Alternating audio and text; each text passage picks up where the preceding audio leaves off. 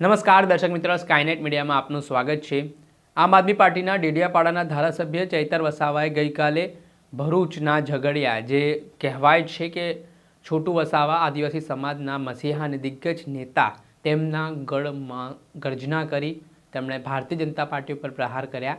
આદિવાસી સમાજની જમીનો અલગ અલગ પ્રોજેક્ટના નામે છીનવવામાં આવી રહી છે, તેને લઈને પોતાનો આક્રોશ વ્યક્ત કર્યો।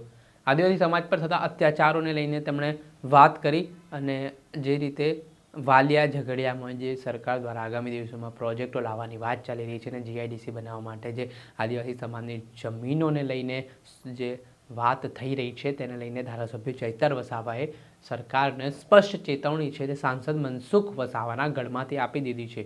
જો સરકાર આવું કામ કરશે તો પછી એક મોટું આંદોલન થશે અને જરૂર પડશે તો પાડલિયાવાડી પણ થઈ શકી છે। ત્યાં સુધીની વાત છે તે આ નિવેદનમાં કરવામાં આવતા ખળબળાહટ મચ્યો છે। પહેલાં તો આપ સાંભળો શું કહી રહ્યા છે ધારાસભ્ય ચૈતર વસાવાનો આક્રમક અંદાજ। અમને જેટલા હેરાન કરવામાં આવશે, અમને જેટલા જેલોમાં નાખવામાં આવશે, એટલા અમે મજબૂત થવાના છે। અમે તમારા જેલોથી ડરવાના નથી, અમે તમારા કેસો અને એફઆઈઆરથી ડરવાના નથી। તમે અમને જેટલી હેરાનગતિ કરશો એની તૈયારી પણ તમે રાખજો। તમને જેટલું વેઠાય એટલી જ હેરાનગતિ અમારા લોકોને કરજો, કેમ કે આવનારા દિવસોમાં અમે હિસાબ વ્યાજ સહિત તમારી સાથે કરવાના છે। સાથે સાથે તમે મંચ પર જોતા હશો તમામ આગેવાનો બેઠા છે, એ ચાહે રજનીભાઈ હોય, સંદીપભાઈ હોય, રાજુભાઈ હોય, એ ચાહે અમારા નિરંજનભાઈ હોય કે પિયુષભાઈ પટેલ હોય કે ચૈતરભાઈ વસાવા હોય, આ તમામ આગેવાનો તમને ક્યાંક ને ક્યાંક આપણા લોકોનો અવાજ બનતા દેખાતા હશે। તમારો અવાજ બનતા તમારી સાથે અન્યાય થતો હશે, ત્યાં ચૈતર વસાવા અને એમની ટીમ હશે। એ ચાહે કંપનીના કામદારો હોય, એ ચાહે પોલીસ અધિકારીઓ હોય, એ ચાહે જંગલ ખાતાના અધિકારીઓ હોય, એ ચાહે કોઈ પણ જગ્યાએ આપણા લોકોના ન્યાય માટે લડનારી ટીમ સામે બેઠી છે। એક બાજુ ભાજપના એ હપ્તાખોર લોકો છે, ભ્રષ્ટાચારી લોકો છે, એક બાજુ ભાજપના તમને ડરાવવા વાળા લોકો છે, ધમકાવવા વાળા લોકો છે, એક બાજુ ભાજપના બુટલેગરો છે, એક બાજુ ભાજપના એ ખાણ માફિયાઓ છે, લીગ માફિયાઓ છે, અને એક બાજુ આમ આદમી પાર્ટીની ટીમ છે।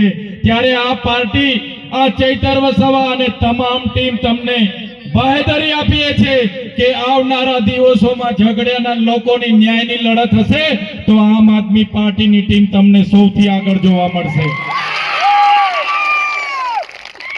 આ ભાજપના અને કોંગ્રેસના નેતાઓ અવારનવાર ચૈતર વસાવા આમ છે તેમ છે, ચૈતર વસાવાને પૂરી દઈશું, એનું પૂરું કરી નાખીશું, એવી બધી નિવેદનોબાજી કરે છે।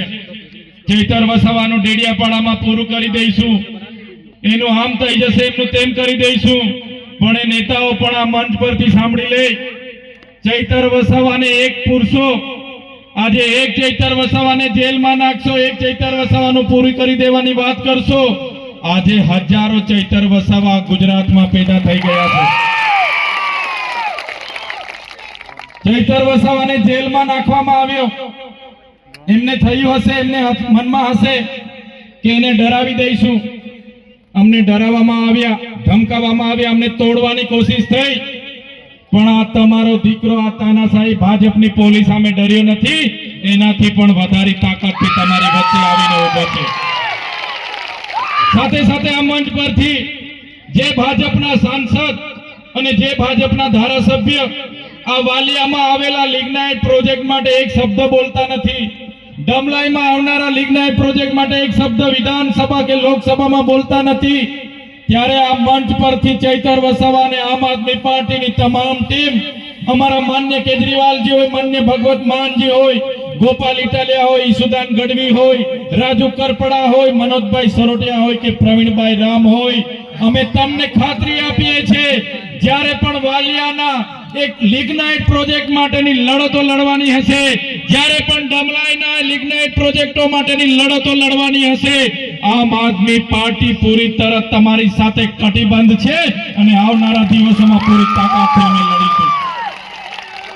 અને આ મંચ પરથી એ કલેક્ટર, એ જીએમડીસી ના અધિકારીઓ, એ જીપીસીબી ના અધિકારીઓને, ગુજરાત સરકારના સેક્રેટરીઓને પણ કહેવા માંગીએ છીએ, આગળ પણ મેં નેત્રંગમાં કીધું હતું ને આજે પણ એ જ વાતને દોહરાવું છું, અમે અમારા ઘરોમાં અમારા જે ઓજારો, એ ચાહે ગિલોલ હોય, એ ચાહે ગફણ હોય, એ ચાહે તીરકામઠું હોય, ચાહે ભાલા હોય, પાલિયા હોય, એ ચાહે અમારા ધારિયા હોય, અમે શણગાર માટે નથી મૂક્યા.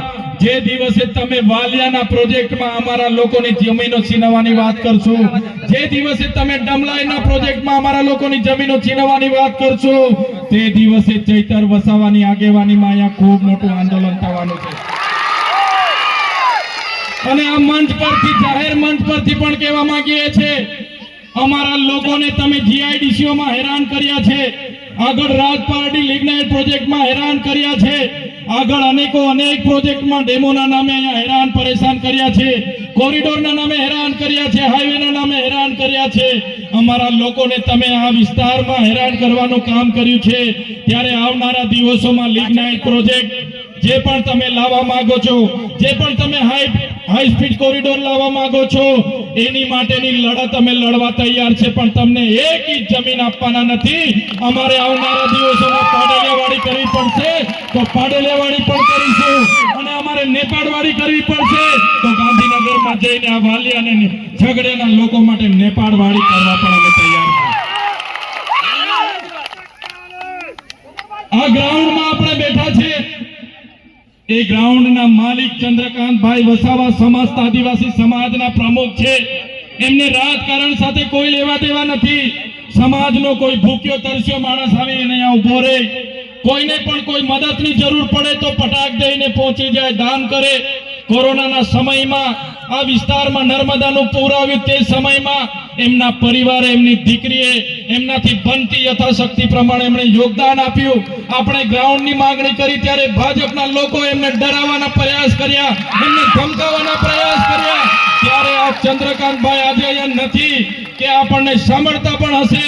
આ મંચ પરથી કહેવા માંગીએ છીએ, જ્યારે અમારા ચંદ્રકાંતભાઈને આ પોલીસ, એમનું જીએસટી, એમનું ઈડી, એમના ગૃહમંત્રી કે એમના ભાજપના નેતાઓ ક્યારેક પણ ખોટી રીતે હેરાન પરેશાન કરશે, આ ચંદ્રકાંતભાઈ માટે માત્ર ઝઘડિયા વાલિયા નેત્રંગ નથી, આ ચંદ્રકાંતભાઈ માટે આખું ડેડિયાપાડા પણ આવશે, અને જરૂર પડશે અંબાજીથી ઉમરગામના લોકોને લાખોની સંખ્યામાં ભેગા કરીશું. કોઈ પણ આદિવાસીનો માણસ આગળ વધે એટલે આ ભાજપના સાંસદના પેટમાં તેલ રેડાય છે. કોઈ પણ આદિવાસી યુવાન આગળ વધે તો અહીંયા હમણાં નવા કોંગ્રેસમાં જોડાયેલા નેતાઓના પેટમાં તેલ રેડાય છે. ત્યારે એ લોકોને હું કહેવા માંગુ છું, આમ આદમી પાર્ટી નેતૃત્વ પૂરી પાડનારી પાર્ટી છે, અને આવનારા દિવસોમાં કોઈ પણ આદિવાસી કોઈ પણ બિઝનેસ સાથે જોડાયેલો હશે, કોઈ પણ નોકરીમાં જોડાયેલો હશે, કોઈ પણ જગ્યાએ આગળ વધતો એના ટાટિયા ખેંચવાનું કામ જો આ ભાજપના કોંગ્રેસના નેતાઓ કરશે તો એ લોકોને પણ એમના ઘરે જઈને એમનું પાણી અમે મપાવી દઈશું.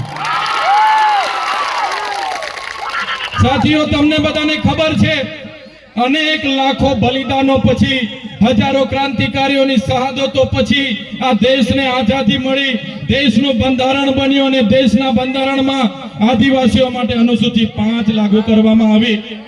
આજે 77 વર્ષ થઈ ગયા, આજ દિન સુધી અનુસૂચિ 5 લાગુ નથી થઈ, પૈસા 1 લાગુ નથી થયો, અને બહારના લોકો આવીને આ વિસ્તારની જમીનો છીનવે છે. ત્યારે આપણે બધા એક થવાની જરૂર છે, લડવાની જરૂર છે, કેમ કે આપણા આજ નેતાઓ દલાલ બનીને બેઠા છે. સૌથી વધારે જો આ વિસ્તારની સમસ્યા હોય તો આ વિસ્તારમાં જીઆઈડીસીઓમાં આપણા કામદારોનું શોષણ થાય છે.